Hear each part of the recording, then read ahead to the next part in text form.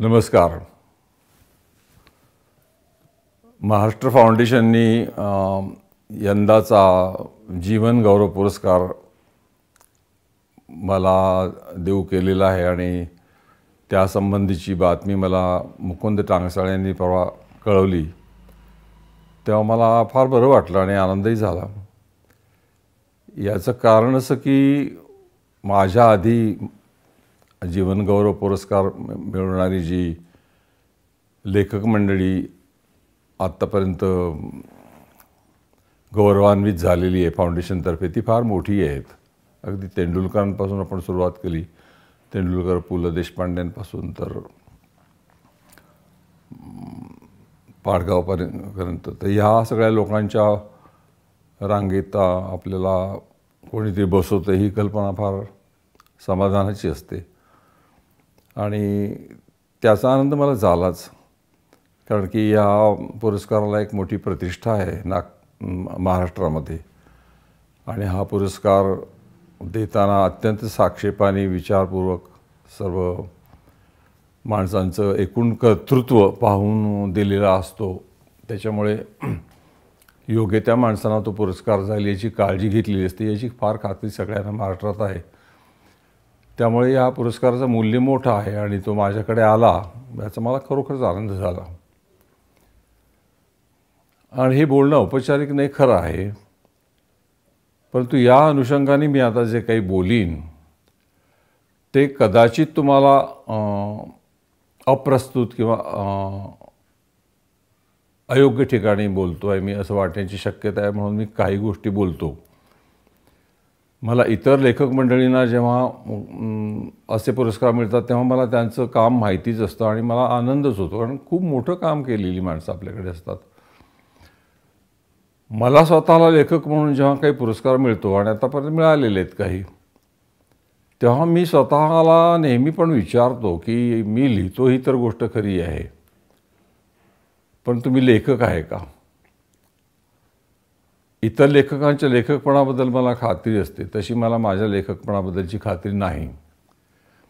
याचं कारण असं आहे की माझ्यावर एकूण शब्द आणि लेखक यांचं नातं, लेखकाच्या जबाबदाऱ्या, शब्दामुळे त्याच्यावर आलेल्या जबाबदाऱ्या, या सगळ्यांचे संस्कार जे झालेले आहेत ते फार खोलपैकी आहेत आणि त्याची सुरुवात आमच्या घरात झाली. माझे वडील संस्कृतचे विद्वानच होते.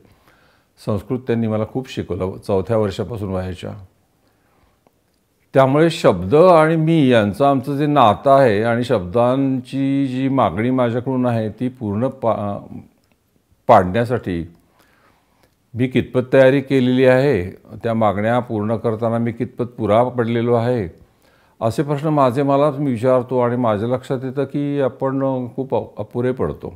लेखकाचं शब्दांचं नातं आधी लेखकाला जर कळलं तर मग पुढच्या गोष्टी सुरू होतात. पुढचं त्याचा लेखनक्रम, जीवनक्रम जे काय असेल ते सुरू होतं. एक तर मला आयुष्यात लेखन हे करिअर आहे किंवा लेखन ही कारकीर्द आहे असं कधी वाटलं नाही. अत्यंत जिव्हाळ्याच्या गोष्टीची कारकीर्द होऊ शकत नाही, कारण की मला तिथून काहीच मिळवायचं नसतं आनंदापलीकडे. त्याच्यामुळे लेखन ही माझ्यासाठी कारकीर्द नव्हती आणि लेखन करताना लेखक आहोत की अशी शंका यावी याचं कारण असं की मला शब्द म्हणजे काय ते माझ्या वडिलांनी एकदा काही सूक्त म्हणून दाखवली आणि त्यांनी सांगितलं की थोडंसं म्हणून दाखवतो. आजकाल झालं आहे काय की संस्कृतमध्ये तुम्ही बोललात किंवा संस्कृत तुम्हाला येतं असं कळलं की ताबडतोब तुम्ही एका विशिष्ट गटामध्ये ढकलले जाता. तुम्ही उजवे हा असं सांगण्यातच येतं अगदी. कारण माझा गंगेवर प्रेम आहे, यमुना नदीची मिथकं मला आवडतात, मला संस्कृत येतं, एवढ्या एका कारणाने मी उजवा ठरू शकतो. आणि हे या प्रकारचं ध्रुवीकरण महाराष्ट्रात काय भारतातच इतकं टोकाचं झालेलं आहे की कुठलीच न बाजू घेताना सगळ्या चांगल्या गोष्टींबद्दल आपण आदर ठेवणं आता दिवसेंदिवस कठीण व्हायला लागलेलं आहे. तुम्हाला इथे बसावं लागतं नाही तर तिथे बसावं लागतं, अदरवाईज यू डोंट बिलॉंग, तुम्हाला जागा नाही. हा मुद्दा नंतर. परंतु शब्दांचं नातं सांगतो की आपण शब्द मागूनच घेतलेले आहेत. वाङ्मे मनसी प्रतिष्ठिता मनोमे प्रतिष्ठितम. माझ्या मनात तू शब्द होऊन प्रतिष्ठापना तुझी होऊ दे. ही झाल्यानंतर मग माझी जबाबदारी काय? मला शब्द मिळाले, वाचो विभांती निखिला. चारी अंगानी वाचा किंवा वाणी निखिला विभांती प्रकाशित झालेली आहे माझ्यासाठी. आता एवढं मोठं जर दान माझ्या हा पदरात पडलेलं आहे की चारी अंगाने विकसित झालेली प्रकाशित झालेली वाणी माझ्या हातात जर उंजळीत पडलेली आहे, तर मग माझी जबाबदारी काय त्या वाणीबाबत? तर अनेना धीतेना हो रात्रान संदधामी ऋतं वदिष्यामी सत्यम वदिष्यामी. अहोरात्र डोळ्यात तेल घालून अत्यंत कठोरपणे या शब्दांची मी निगराणी करीन, यांचा गैरवापर करणार नाही. मी सत्यच बोलीन. ऋतं वदिष्यामी सत्यम मी सत्यच बोलीन. ही मूलप्रतिज्ञा असते लेखकाची. ही वैदिक काळातली आहे.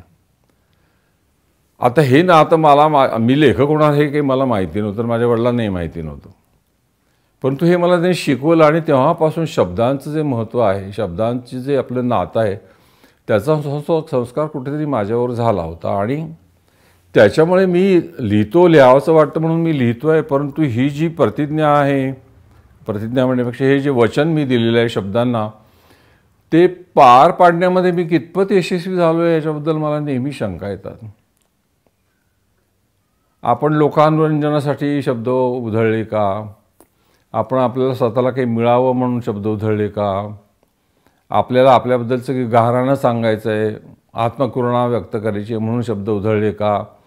अशा विविध टप्प्यांवर, विविध पातळ्यांवर जेव्हा आपण स्वतःची तपासणी करू लागतो, तेव्हा लक्षात येतं की आपण आपलाच पराभव खूप वेळा केलेला आहे. तेव्हा स्वतःला लेखक म्हणून घेण्याची हिंमत नाही आहे माझी. लेखक होण्याचा प्रयत्न चालला असेल का? त्याच्यात लिहितो, सातत्याने लिहितो आहे मी. परंतु लेखकपणाचं जे एक अत्यंत व्रतस्थ असं जीवन जगतो आणि त्यासाठी ज्या गोष्टींशी आपल्याला कायमची बांधिलकी ठेवावी लागते, त्या माझ्या आयुष्यात मी किती पाळू लागलो आहे याचा मी अंदाज करतो. त्यामुळे मला जेव्हा असे मोठाले सत्कार मिळतात तेव्हा मला खरोखर संकोचल्यासारखं होतं. याचं कारणच की मला माहिती आहे.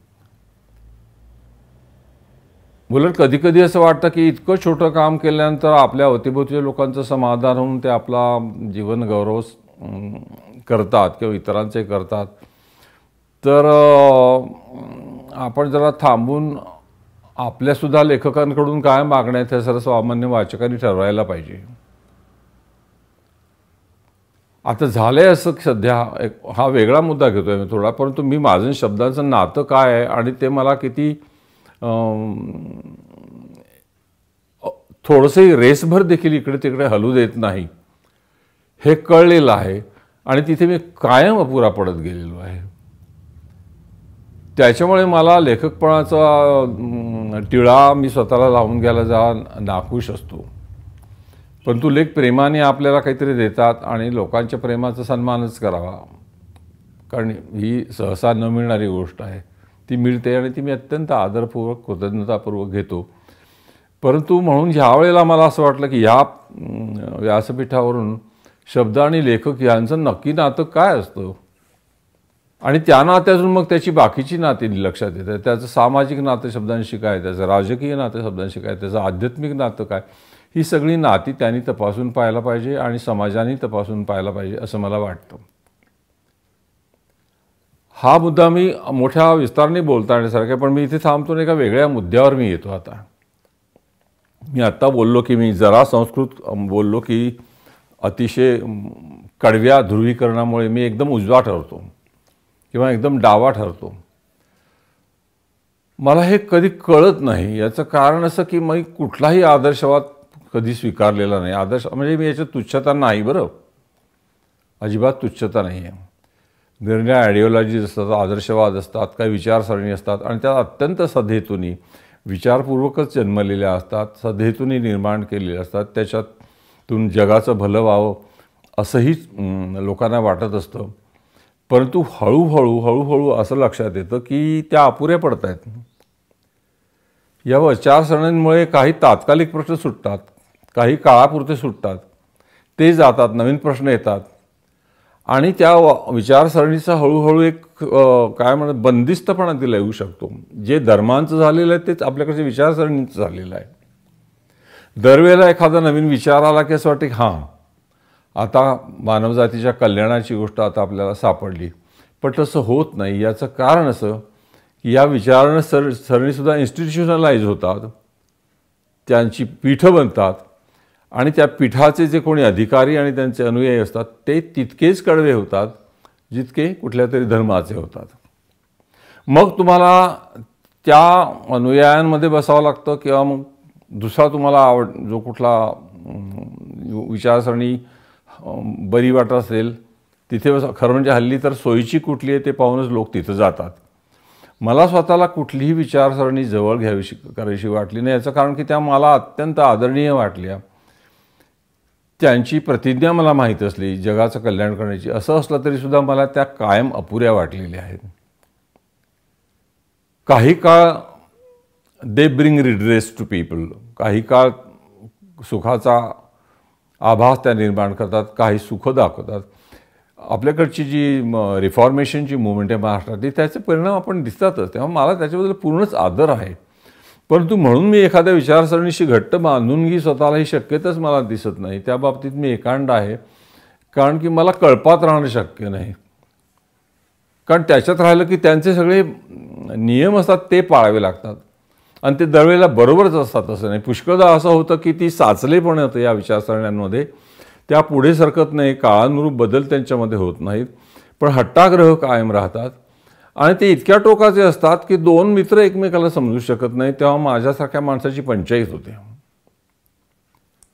माझी एक अतिशय जवळची समाजवादी मैत्रीण, तिने मला व्यक्ती म्हणून आमच्यामधल्या प्रचंड स्नेह अगदी खूप खोल आणि चांगला आहे.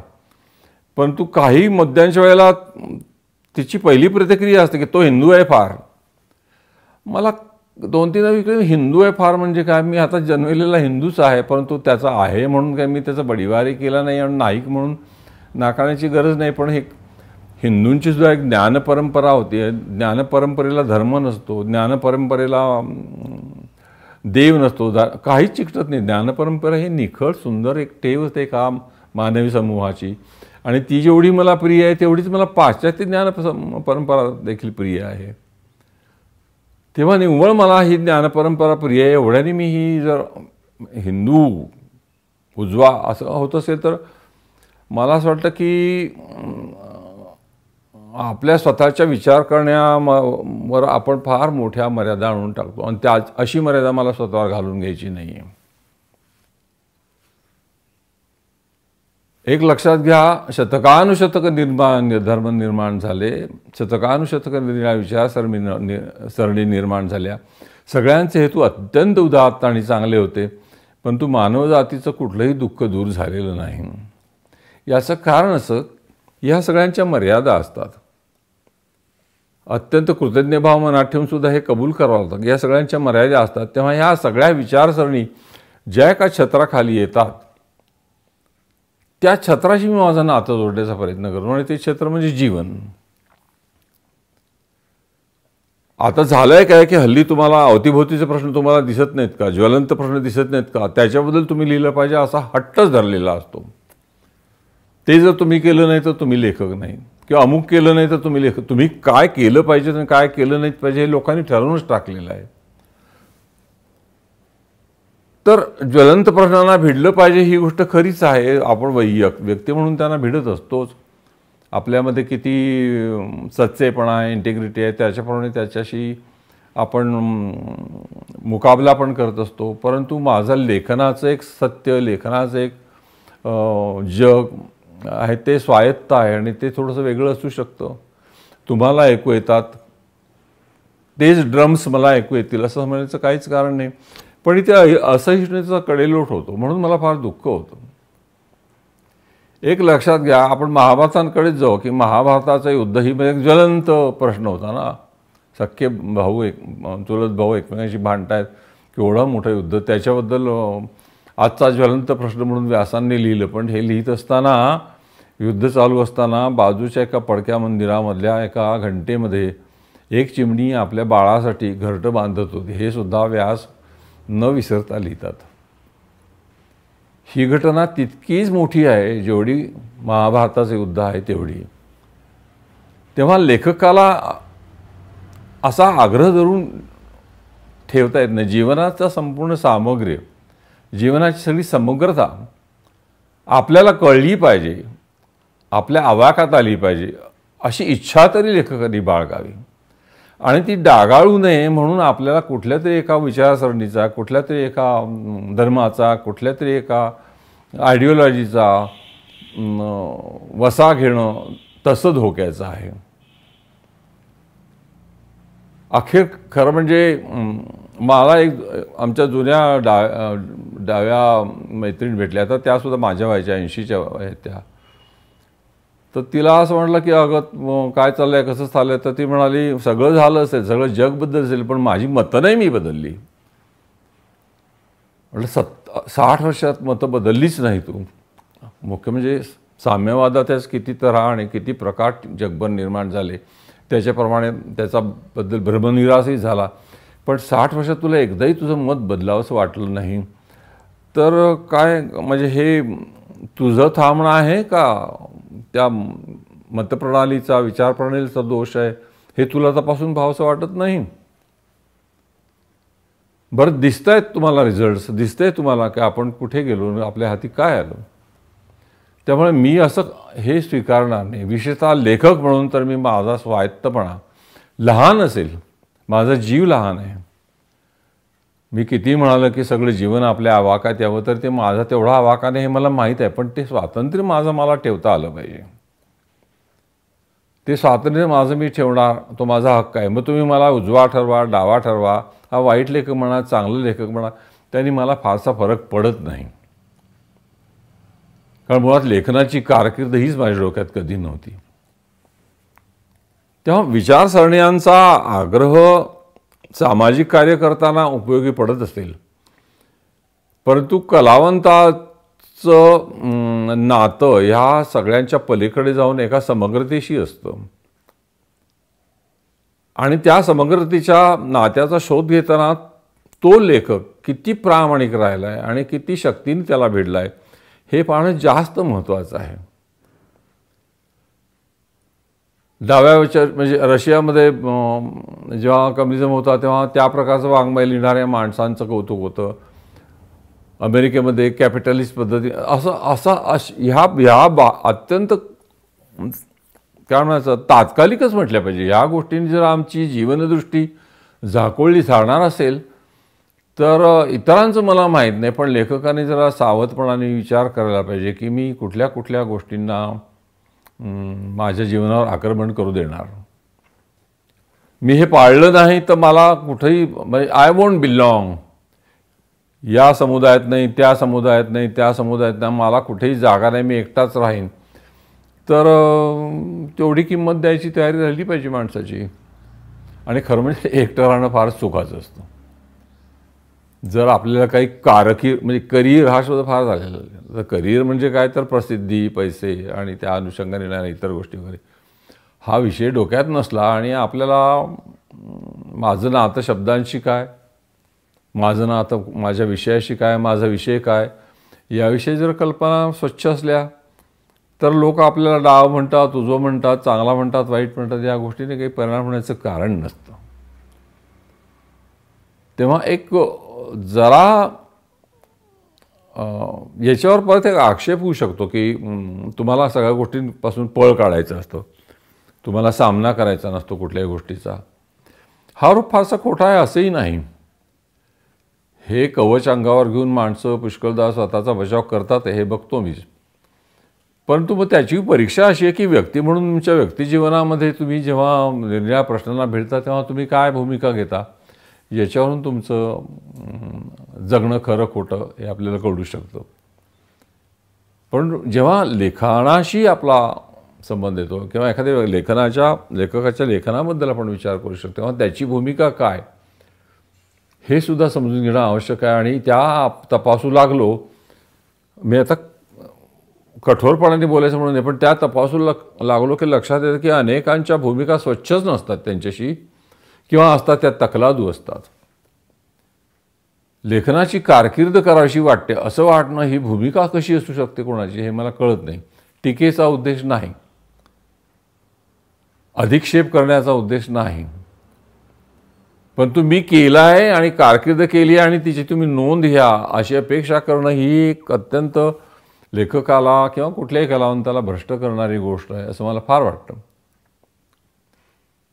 तेव्हा मी बोललोय ते कितपत सुसंगत आहे मला माहिती नाही, परंतु कुठंतरी बोलायला आणि इतकं चांगलं व्यासपीठ मला कुठे मिळणार, कारण त्या जबाबदार माणसांनी आयोजित केलेला कार्यक्रम असतो. जबाबदार माणसं निवडलेली असतात आणि कार्यक्रम जबाबदार माणसंच पाहतात, ऐकतात.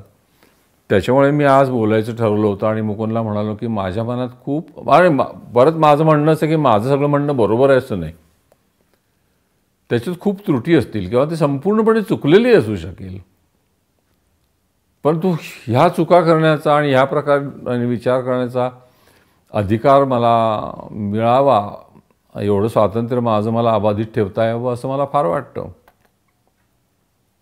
त्याचे जे काही परिणाम असतील ते भोगायला मी सुद्धा आनंदाने तयार असतो. मुळात परिणाम असतील हेच माझ्या डोक्यात येत नाही, कारण की आपण एखादं निर्णय स्वातंत्र्य आपलं आहे ते राबवलं तर त्याचे परिणाम काय होणार आहे आपण नकळत स्वीकारलेलंच असतं. फार तर काय मला वाईट लेखक म्हणतील एवढाच फक्त दुष्परिणाम झाला तर झाला, आणि तसं जर झालं तर मग मी अनेकच गोष्टींपासून आपोआपच माझी सुटका होईल. पण हा विनोदाचा भाग झाला. तरी मला स्वतःला असं वाटतं की लेखकांनी स्वतः आपलं समष्टीशी, विचारधारांशी, विचारसरणींशी या सगळ्यांशी नातं काय पाहून मग लक्षात येतं की आपलं नातं फक्त समग्रतेशी आहे, जीवनाच्या समग्रतेशी आहे. आणि ती व्यक्त करताना आपल्याला आपलं बळ सतत वाढवित राहणं, आपला आवाका सतत वाढवित राहणं ह्या गोष्टी कराव्या लागतात आणि तो आनंदाचा भाग असतो. आणि आपला जो वकूब असेल त्याप्रमाणे त्या गोष्टी वाढतात आणि त्याप्रमाणे आपली निर्मिती सिद्ध होते. मी माझ्या मनातलं आज प्रथमच इतक्या स्पष्टपणे जाहीर व्यासपीठावरून बोललेलो आहे. त्यात किती सुसंगतपणा आहे, किती असंगतपणा आहे हे मला माहिती नाही, कारण की मी तयार केलेलं भाषण नाही. विसंगती काही असतील, वैचारिक दोष असतील, त्रुटी असतील, त्या तुम्ही मला कळवल्यात तर मला त्या समजून घेण्यात खूप आनंद होईल. कारण विचार एकट्याचा कधी होत नाही, लोकांच्या सहकार्यानेच तो विचार पुढे जातो आणि दुरुस्त होतो. तेव्हा एवढं बोलतो आणि मी इथंच थांबतो. परत तुमचे मी आभार मानतो, फार मनापासून आभार मानतो. आणि माझी लेखक म्हणून काय जी भूमिका आहे ती गुंतागुंतीची आणि कदाचित घोटाळ्याची असली तरीसुद्धा शक्य तितक्या स्वच्छ शब्दात मी सांगण्याचा प्रयत्न केलेला आहे. तो तुम्ही स्वीकाराल अशी आशा आहे. धन्यवाद.